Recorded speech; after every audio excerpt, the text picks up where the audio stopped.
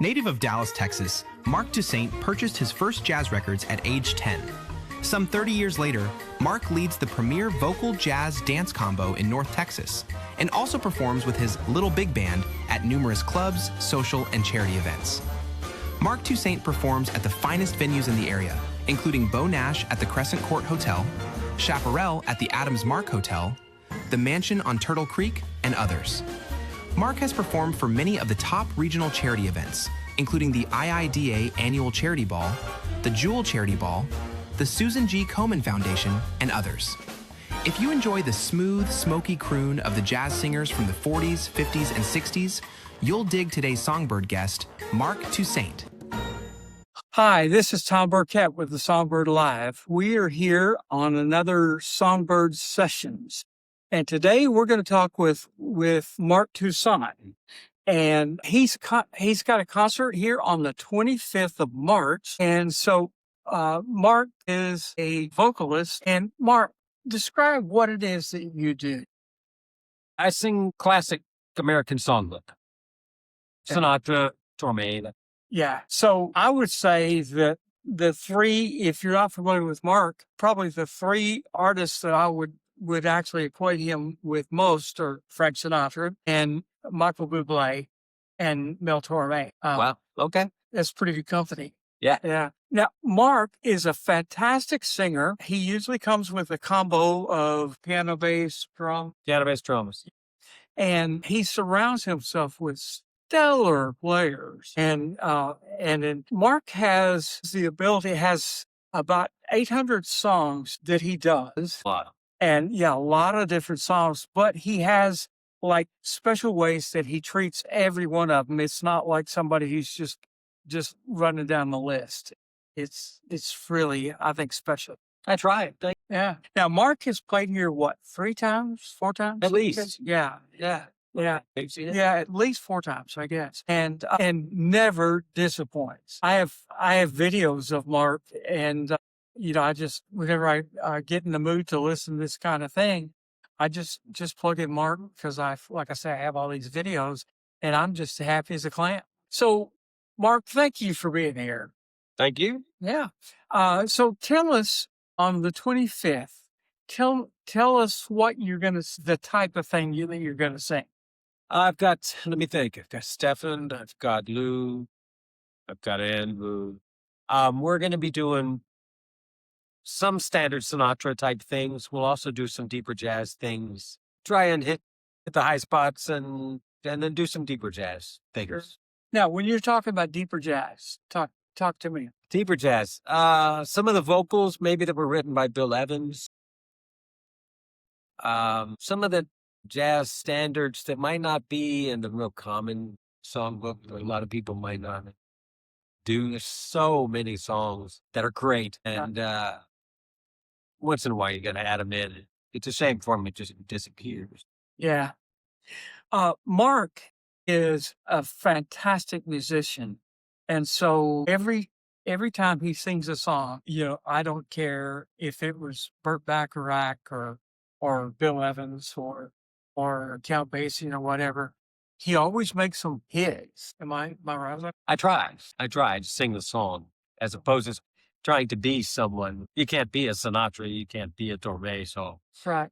I try to sing the song to the best of what the song should be. And Marc always does it with such great musicianship. Let's talk about that concept. To me, whenever I'm referring to somebody with, great musicianship, you're going way past the basics. Do you know the song well? Can you sing it really well into stuff like that? Marc's, the way he treats each phrase, he pulls the meaning out of the song with such a great musicianship. How you shape your phrase, shape even your words are, I think, unique. You're humbling. I try. I really do try. The writers of the song, Jerome Kern, Johnny Mercer,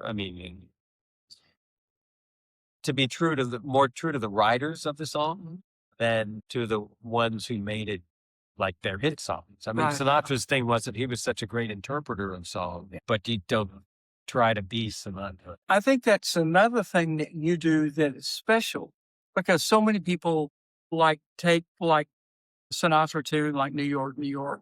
And then they want to make a duplicate copy of what Frank Sinatra did. Well, some songs, people want to hear it the way that they've heard it. I mean, New York, New York, for example, you can't like go way away on New York, New York. Or, they want to hear New York, New York like Sinatra did. Right. And so you have to get kind of close to that genre. They want to hear Misty sort of like Johnny Mathis did. But when you get out deeper into the songbook, then you can be truer to the writers. Johnny Mercer's lyrics are so wonderful. Harold Arlen's lyrics are so wonderful. And they say a lot. And it can get lost in the traditional way of doing this. And so, when you really think about a lot of the lyrics are so deep and they're so beautiful when you know the history of the artists and the history of the writers and where they were coming from when they wrote the song, then it can really come through and make the song much more effective. Sure. When I had my band, we used to do Thelonious Monk song Round Midnight. Yeah.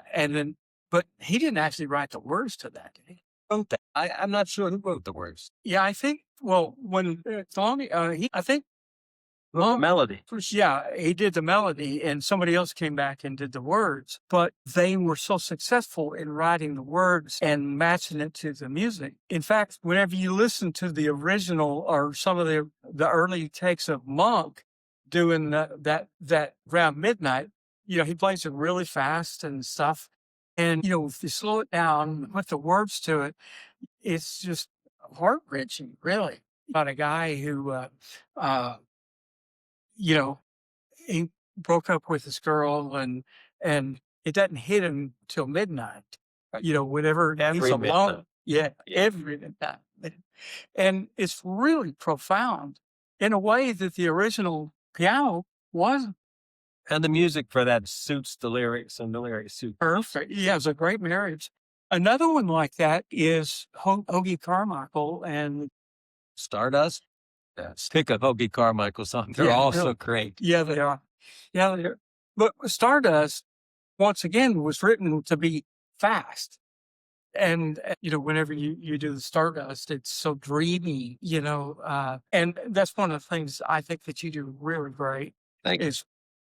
Especially whenever you have the music and the lyrics married together like that, pulling that out, and you do such a wonderful job at that. Thank you. I try. Yeah. Try very hard. Well, and that's even true when you do Wichita Lineman. I love it. Yeah. But when Glenn Campbell did it, it was great and, famous and stuff, but it just sounded like a popular song. Can't say anything bad about Glenn Campbell. Well, absolutely. What a great musician. But once again, your recording of that is, oh man, you just bring that to life. Thank you. Jimmy Webb, such a great writer. Yeah. Lyrically, such a great. Absolutely. And that's really cool because the melody is on one level and with the harmonies, the way they change. I heard that Glenn Campbell didn't want to record that. Really? Yeah, and the guys in the studio went ahead and recorded the tracks for it, and he came into the studio and they were like, "You're going to sing it," so and it worked out pretty well for him. But how can you go wrong with a Jimmy Webb song? Yeah.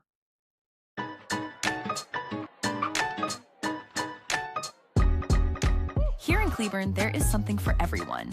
With multiple museums, lots of restaurants, and plenty of shopping, you will have a weekend to remember. In Cleburne's downtown east, you have the multi-award-winning stage performances at the Plaza Theater at Dudley Hall, an old-fashioned root beer and candy store, 6 antique shopping stores, including the 3-story mall at Red Horse Antiques. Also, don't forget your very own Songbird Live, the best listening room in the DFW area. All this and much more only in Cleburne, Texas. Well, let's talk about the relationship between you, the singer, and the instrumentalists, the musicians. Let's talk about that. Okay. Yes. It's mostly between me and the piano, to be terribly honest. Particularly when Stefan's on piano. He's talking about Stephen Carlson. Stephen Carlson, incredible pianist. He's a lyrical pianist. A lot of piano players play the changes, and they're great.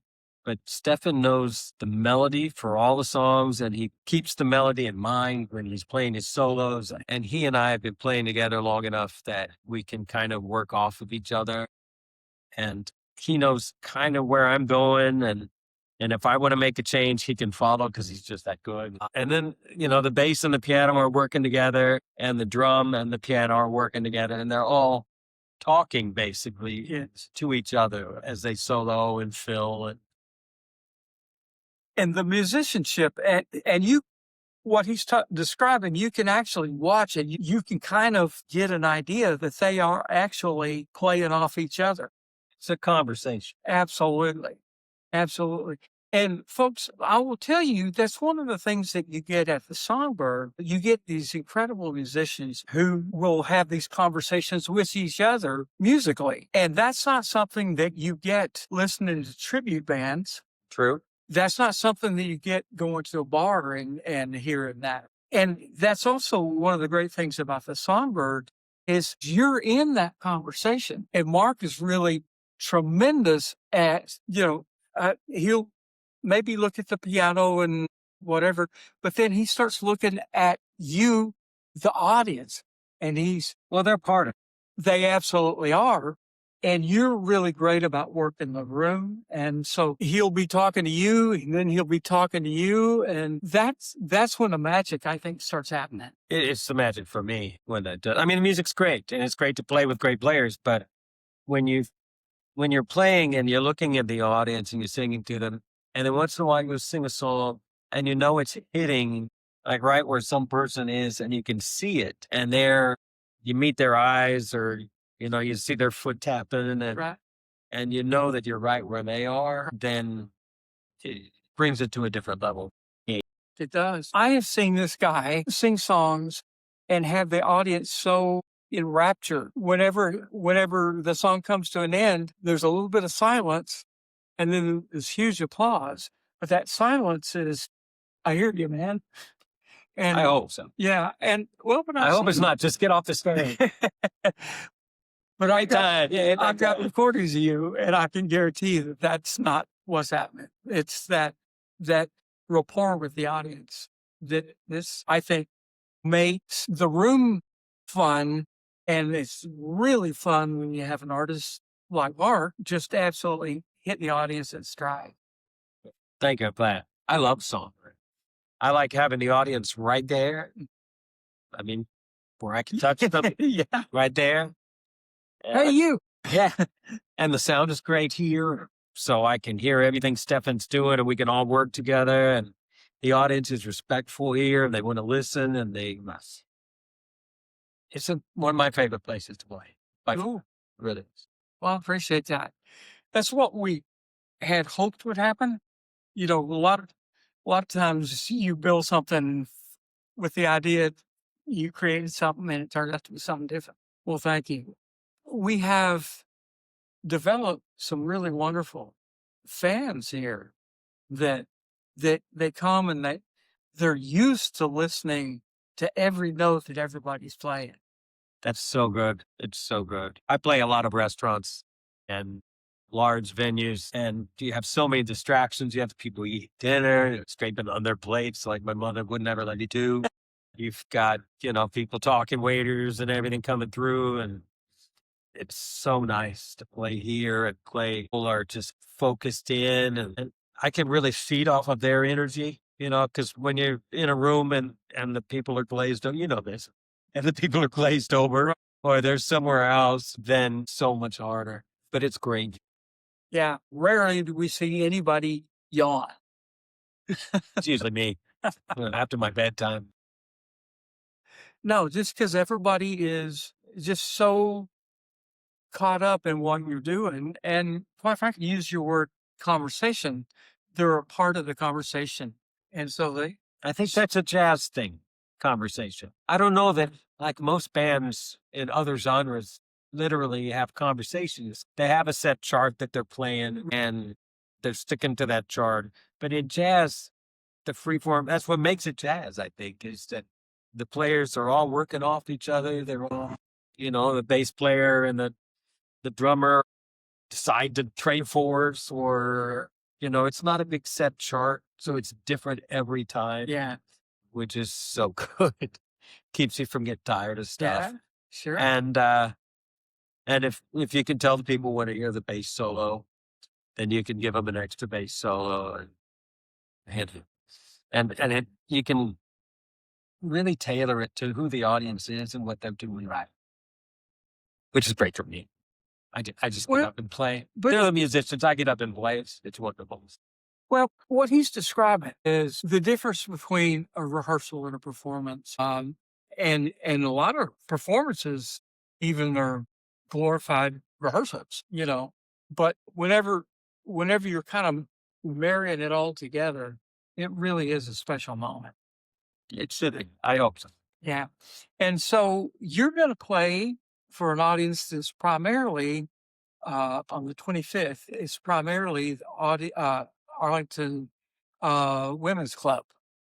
And so they're actually doing a tour down here.